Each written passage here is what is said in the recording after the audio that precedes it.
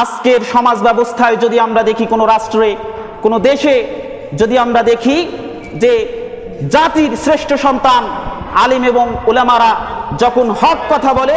হকের দাওয়াত দেয়, ইসলামের হুকুমতের কথা বলে, যখন ইসলামী রাষ্ট্র ব্যবস্থার কথা বলে, যখন তারা মূর্তির বিপক্ষে গিয়ে হুঙ্কার তোলে, সুশাসনের কথা বলে, তখন এই সমাজেও কিছু নামধারী, কিছু স্বৈরা শাসক তাদেরকে ট্যাগ লাগিয়ে দেয় যে তারা জঙ্গি, তারা যুদ্ধ অপরাধী, তারা রাজাকার। এই ধরনের ট্যাগ যুগে যুগে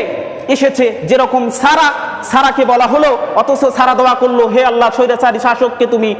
ভালো করে দাও, কিন্তু সারাকে ট্যাগ দেয়া হলো সে ডাইনি এবং রাক্ষসী মহিলা, তাকে তোমরা বের করে দাও। একজন বাবা তার সন্তানের জন্য কি না করতে পারে,